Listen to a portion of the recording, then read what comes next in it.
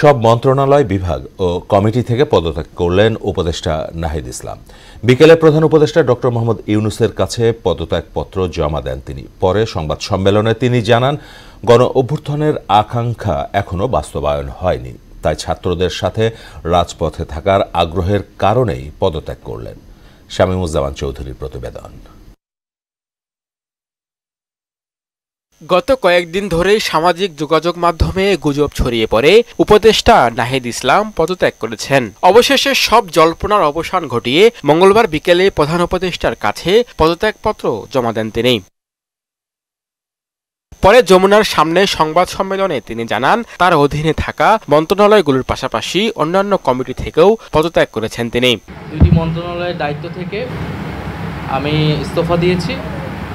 এছাড়াও এই জুলাই ফাউন্ডেশন, জুলাই শহীদ স্মৃতি ফাউন্ডেশন সহ সরকারের যেই সকল কমিটিতে আমি ছিলাম, এই সকল কমিটি থেকে আমি সাথে একই সাথে ইস্তফা আমার হচ্ছে।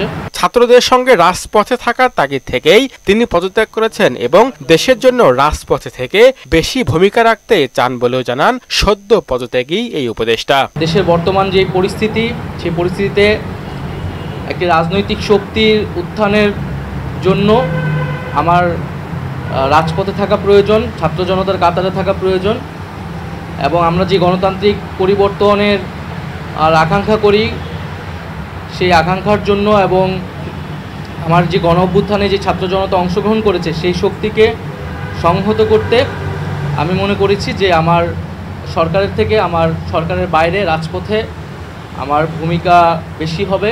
মন্ত্রণালয় থেকে যে সমস্ত কাজ করেছেন তার ফলাফল জনগণ পাবেন এবং তাকে মূল্যায়ন করবেন বলেও আশাবাদ ব্যক্ত করেন নাহিদ ইসলাম। আমি আমার জায়গা থেকে চেষ্টা করেছি কাজ করে যাওয়ার। দুইটি মন্ত্রণালয়ের বাইরেও অনেক অতিরিক্ত দায়িত্ব আমাদের পালন করতে হয়েছে। আমরা চেষ্টা করেছি এবং মন্ত্রণালয়গুলোতেও আমরা কিছু কাজ করেছি। সেই কাজের ফলাফল হয়তো সামনে জনগণ পাবে।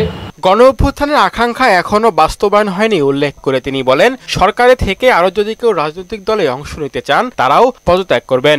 তারা যদি রাজনীতি করার প্রয়োজন বোধ করে তারা তখন হয়তো সরকার ছেড়ে দেবে। নতুন দলের আহ্বায়ক হচ্ছেন কিনা জানতে চাইলে তিনি বলেন, তা জানার জন্য অপেক্ষা করতে হবে 28 ফেব্রুয়ারি পর্যন্ত। এটার জন্য আপনাদের দলটির যেদিন ঘোষণা 28 তারিখ, সেদিন পর্যন্ত অপেক্ষা করতে হবে। শামীমুজ্জামান চৌধুরী, মোহনা সংবাদ, ঢাকা।